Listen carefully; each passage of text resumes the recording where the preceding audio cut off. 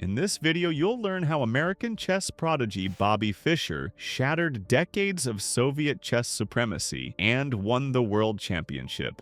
Fischer himself said, "My goal is to win the World Chess Championship, to beat the Russians. I take this very seriously."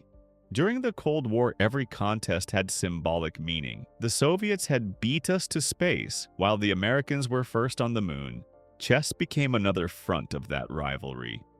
Up to 1972, the Soviets had dominated the world chess arena for 24 years. Every world champion was Soviet. This makes Fischer's achievement all the more astonishing. In Reykjavik 1972, Fischer won the title 12.5 to 8.5, ending 24 years of Soviet domination. His return to the US was met with heroes' welcome, a Cold War triumph in the eyes of many.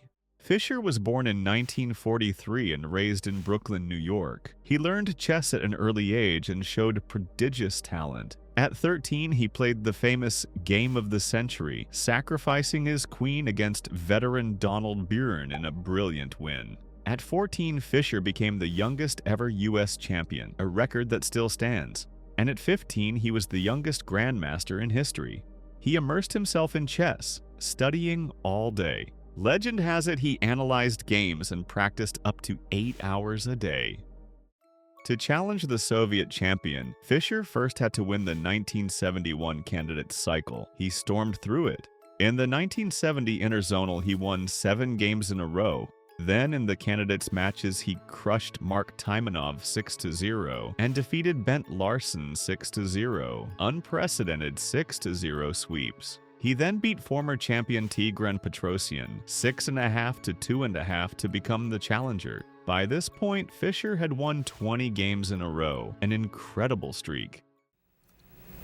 And what's the pleasure? What's the moment of pleasure for you? Is it when you see the guy in trouble? Where's the greatest pleasure? What would correspond to hitting the home run in baseball? The greatest pleasure. Well, when you break his ego. The 1972 championship between Fischer and Soviet Boris Spassky in Reykjavik drew global attention as a Cold War showdown. Fischer made headlines even before play. He arrived late to Game 1 and forfeited Game 2 over camera and conditions disputes. But then he unleashed his best play. In Game 6 with Black, Fischer executed a brilliant plan so impressive that Spassky stood and applauded him at the end. As observers noted, Fischer precociously crushed Spassky in that match, a remarkable statement given Spassky's status.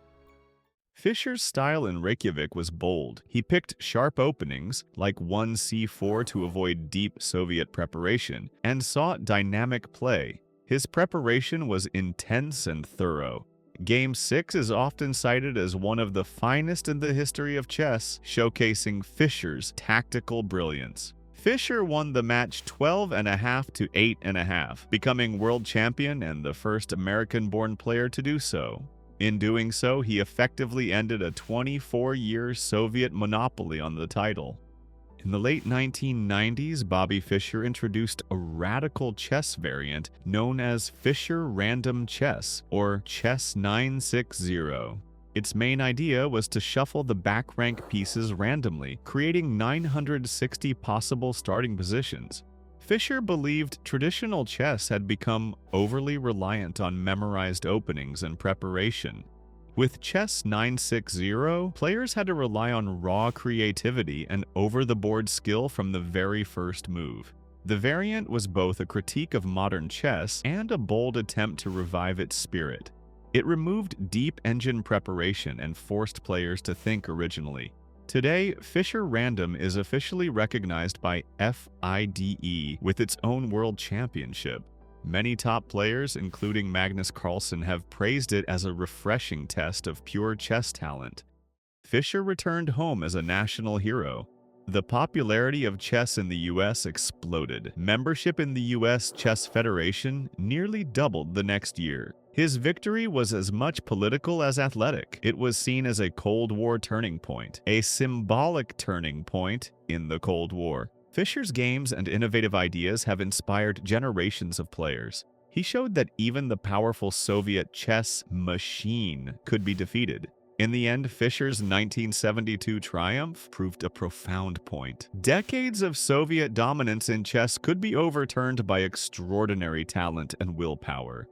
Fischer's later years were filled with controversy. He lived in exile, harshly criticized the U.S., gave erratic interviews, and became a fugitive after playing a rematch against Spassky in Yugoslavia in 1992, defying international sanctions. He lived in Hungary for a time, then Japan, before being granted asylum in Iceland, the very country where he had earned his historic victory. Bobby Fischer died on January 17, 2008 in Reykjavik at the age of 64, the same number of squares on a chessboard, a poetic and symbolic end for a man whose mind forever reshaped the game.